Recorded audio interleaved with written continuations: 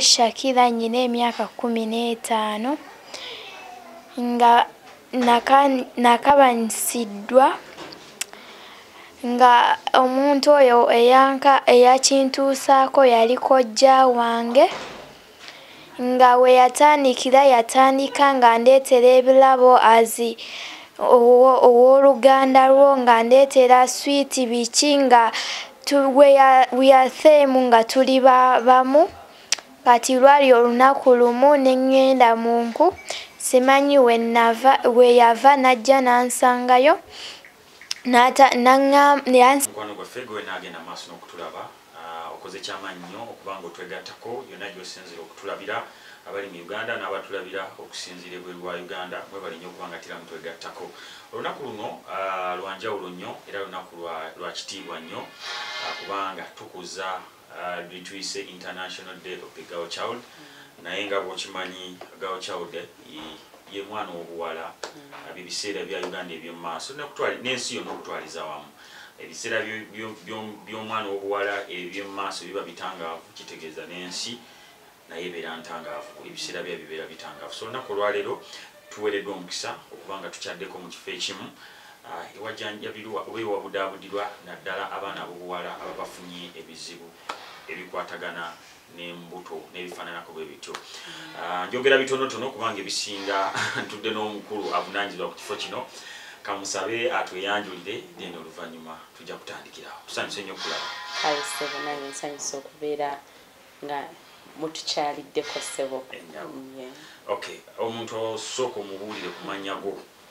Amannya nze Annabel Nakabiri Sebakijje era nga nze mutandisi era omukubiriza w'ekitongole kino kye bayita The Remnant Generation. Yesebo. Okay, idea omulimu guno wagutandika ddi? Remnant Generation idea eno gye yava nti nze personally ndi survivor of sexual abuse and child marriage. Kati bwe nali mpita mu kusoomoozebwa okwo nga ndi mwana muto neesuubiza nti Mukama bw'ali nnyamba n'empangula ndiddayo n'ennyamba abawala abalala era Katonda yali mwesigwa n'asobola okubeera nga mpa ekisa n'anteerawo abantu abanyamba okuddayo okusoma abanyamba nezivunuka ne graduating from university nenfuna emirimu nensobola otandika okukola Mukama n'anteerawo ekisa n'enfumbirwa. So nendaba nti kisoboka omwana yenna wadde si nsonga mbeera kijja abayiseemu mu buto bwe asobola okufuuka ekintu kyonna Katonda ffenna atuteereddewo ekisa ekyo n'obusobozi. So idea we yava. Okay, experience yo yali etya? How was your situation? Ekikyo kyali kitya? Ekyange kyali nti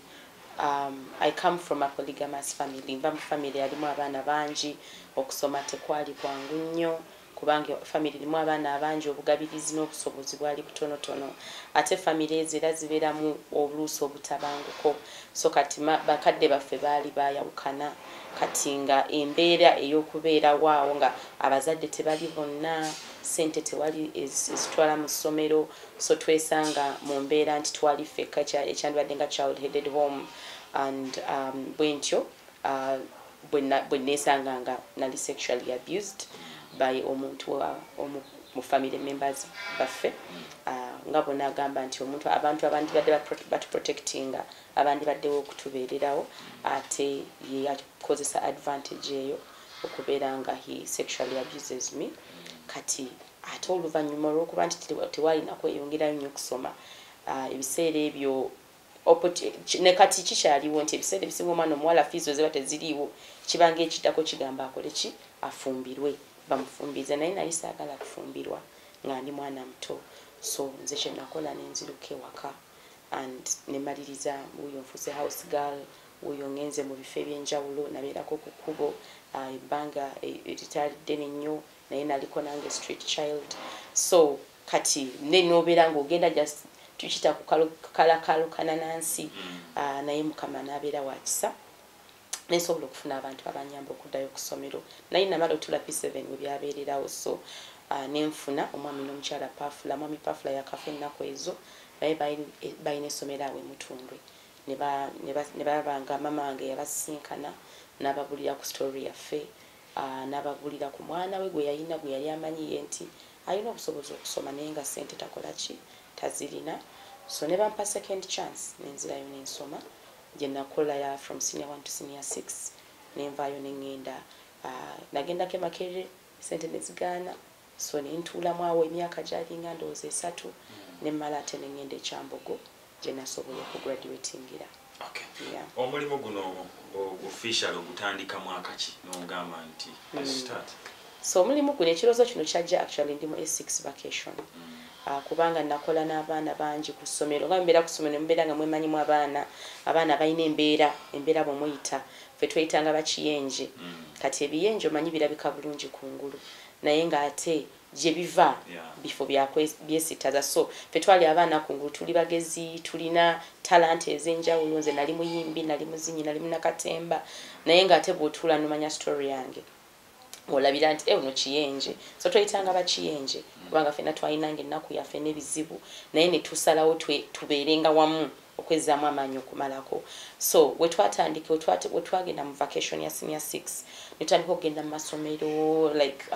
mu communities mbavubuka just okwogera n'abaana bazzaamu amaanyi okusharinga stories zaffe. So mu 2011 nentandika community based organization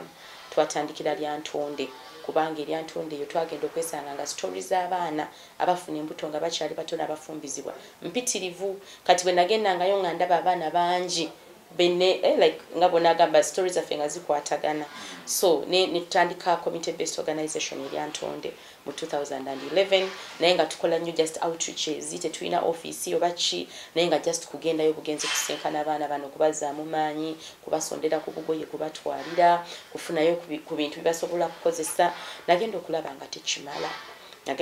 tekimala nalina omulimu gwe nali nkola mu kusoma nasoma accounting ndi accountant by profession. So nalina omulimu gwange gwe nali nkola and mu 2014 nensalawo okuresigninga. Nali maze okufumbirwa nafumbirwa 2012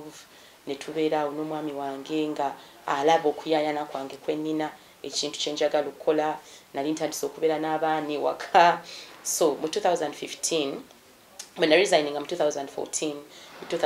neturegisteringa NGO. So officially okubeera nti tutandise kati tufunye office tufunye programs tufunye abantu tutandika okukolagana nabo yali 2015. Mubeera nabo. Yes. Kati abaana nali natandika dde okubeera nabo nga tetunafuna kitongole. Nasooka nembeera n'abaana 9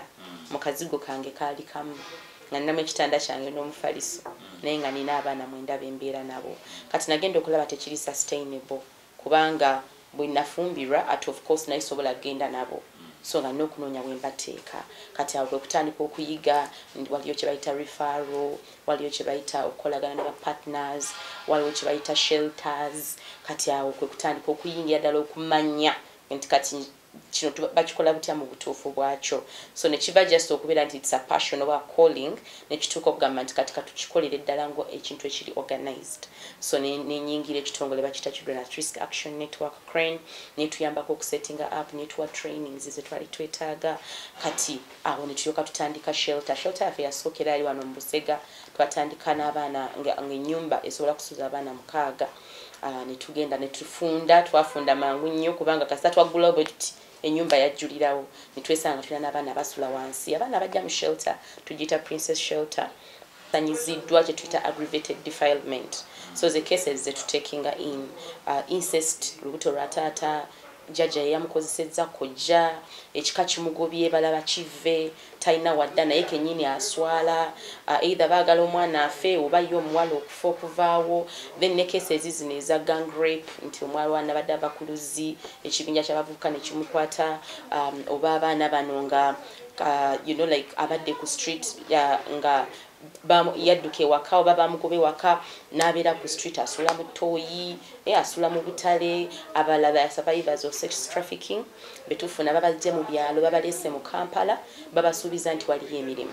Bw'atuuka ebbaala gye bamulese okukolamu bamusuubira okusavinga omwenge n'okusavinga omubiri gwe. Kati abaana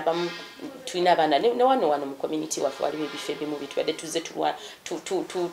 tusikangana nabyo omuguwa bitumanyi abaana bajja ne babajjajja babazze ne babaleeta eno nga batambula bali bute okusavinga bakasitoma so kati abo be baana betuleeta mubuto omwana muto aba akabasanyiziddwa naye nga alinayo family member ali willing okubeera naye kati abo tukola nabo mu kyetuyita community based care era bwe bibasinga obungi naddala mu biseera bino ebya covid ndowooza numbers obadde oziraba baana 100 baana 200 baana 200 cases nga mpitirivu naye nga ate shelters tulina 2 zokka tesobola kutwala abaana bonna shelter emu eri wano Busega endala ebyantonde so kati naye nga shelters affe in total at any one time tusobola kubeera n'abaana 6 kati nga tetusobola kubeera na bonna so what we do tukolagana n'ebitongole ebirala tukolagana n'amakanisa tukolagana ne families mu communities okulaba nti n'abaana bano abasinga obungi tubateeka mu groups mu bibinja based on community mwe bali ne tubeera nga support tugibaweereeyo yeah. Amulemeredde oba alina obuzibu bufaananako bwe buto abafuna like criteria ky'omuntu okuyingirira ddala wano well of course challenges are always there out but how do people get into this yeah kakati owuze ekibuuzo kirungi nnyo kubanga abantu bangi batukubira n'omuzadde yennyini ng'alina ennyumba n'ekisenge n'emmere gy'asobola okuliisa omwana naye ng'agamba nze omwana sisobola kubeera naye wano ku kyalo nswala kati what we are doing is tuli mu kukola ne families okuzisomesa engeri gy'okukola n'omwana afunye olubuto nga muto ewaka solution si yakumugyawo omusindike mu kyalo kubanga omwana ono ebiseera ebisinga ekibeera kimutuuseeko naye abeera takikoze eki takyeyagalidde weewaawo tulina ne baana abagamba abaana balalu babuuse n'obuvubuka naye covid eno atulaze ekintu mu lockdown ng'abantu bali waka n'abaana baabwe mutusinze okulabira ki embuto juzi twalabye amawulire nga gatulaga 200 fathers abafunyisa abawala baabwe embuto abaana bebeezaalidde abasajja ebibiri biramba so kati netuwulira abashamba boy ba security guard bakojja abaana siblings kwegamba ekizibu kiri mu family ewaka kati tuli mu kaweefeena gwe tuli mukola tulaba how do we strengthen the family okulaba nti zibeera safe ate n'okuba nga ziprotecting abaana naye n'okuba nga zikola n'abaana bano kati oyo omwana gwe mulaba nti case eri extreme nga takyasobola kubeera waka tulina website www.remnantgeneration.org obasobola otukubira enamba zaffe ez'essimu tujja zikuwa namba yaffe ya landline eyekuba nti basobola otukubira okutusisinkana ne babeera ne ku social media kwe tuli ku Facebook abasinga bangi nnyo abatumanyi ku Facebook abaana cases bazitusindikira n'agamba waliwo bweti ne tulina ne ba probation officer tukolagana ne poliisi tukolagana ne tukola ki abaana cases ezo gye ziva yeah. Okay, nga tugenda mu maaso n'okucelebratinga olunaku luno olwaleero olowooza nti lwandibadde okusookedde kantandikire wano mu kifo kino bwe tukyadde have you celebrated olunaku luno mwengamu ngaffe nakugambye nti no tulina locations ez'enjawulo so wano ku location y'e Kampala olwaleero abaana baffe abawala be bali mu office be batekinze over tubadde ne kita girls take over kubanga lwaki abaana baffe bano theme y'omwaka guno eri ku digital era tukola digital generation and how ffe kati twaji improving okugamba nti engeri kye tusobola okukozesa digital technology okulaba nga preventing sexual abuse ne increase in teenage pregnancy so kati abaana bazze mu office batudde ku computer balabe computer zikola zitya ategeera embeera ntya ku mukutu n'embeera nga sigukozeseza bubi tuli mbasomesa ngeri ki gy'osobola okukozesa internet n'ebeera ng'eri safe otegerera ku kintu kino tekiri safe bano abantu abaweereza bu friend request nakugamba nze gundi nasoma naawe egindi naye ng'ate akulimba asobwanga abaana bangi kati cyber harassment ebadde increasing ennyo pornography mungi kati leero ife gwe emisomo gye tulimu naye nga tugisomesa okuba nti bo bennyini they are using these gadgets, they are in offices, n'okusobola okulaba nga tubawa confidence eyo okubeera nga bakola ki basobola okuleadinga kati ate abalala bali eryantonde olwaleero tupartnerinze n'ekibiina kya the Rotary Club y'eryantonde balina session nga tulina abaana abawala abayise mu program nga be bali ate mu kwogera ne bawala bannaabwe mu community okukozesa amasimu gye tusobola okukozesa internet gye tusobola okukozesa technology agenza improving just n'omuntu okubeera nti osobola okumanya nti toll free number kyeki njikuba ntya ogamba nti nkubye 116 bwendoopa bategeera batya message bwevanga nkubye ani I receiving mfollowinga ntya app kwegamba ebintu bino abaana babenga babitegeera olunaku olw'enkya tulina abaana era bagenda okubeera nga abawala abamitinga ne council leadership ya district eryantonde tulegase wamu n'ekibiina kya Girls Forum International ne Child Rights Violence Prevention Fund eryantonde okutegeka olukuŋŋaana oluleeta district leadership n'abaana bali mu program olugenda kubeera lunaku ddala lulimu numbers nene tusuubira abaana basukka mu 3 abagenda okubeerayo abagenda okuba nga batuuza district bagibuulire bo balowooza esobola kukozesa kya technology okuprotectinga abaana bano mu community y'eryantonde bansomye obwannamawulire buno mbeere ne cameras ne voices ng'abantu bonna bakola mu baana kwegamba twewuunyiza natugamba nga baana lwaki kubanga njagala abantu bategere nti abaana baba n'ebibaluma naye ffe mu Africa batukuza batugamba sirika omwana takolaki tayogera kati ye ng'ayagala akozesa eyo platform okubeera eddoboozi ly'abaana gavumenti ekoze ekimala okulabanga ebikolwa bino kubanga nze bwentunula ndaba buli lunaku ebikolwa byeyongezi kati ekibuuzo kiri nti gavumenti ekoze ekimala okumakinga sure nti ebikolwa bino bikendeera kuba you can imagine omwana okubanga asobezebwako taata we ba anko we kiki ekiba kikolerwa gavumenti because kati kino kigenda ku level ya government golowooza nga gwe amaze ebbanga mu baana bano ki ekyetaagisa okukolebwa baana bannaabwe tulina time bomb kati kwe tutudde nti waliwo omulembe gw'abaana generation nti bw'osoma numbers nti erukunjiri bali 12 nti egindi bali 13 buli mwana w'olaba statistic y'olubuto waliwo baby ate oluusi waliwo n'abalongo kakitegeeza nti omuwendo gw'abaana abato abagenda ozzaalibwa nga tebalina support system ebeetoolodde kubanga naye mwana munne amuzadde wa myaka 13 talina ssente za bujjanjabi talina bugabirizi bumala agenda kubeera nga tuli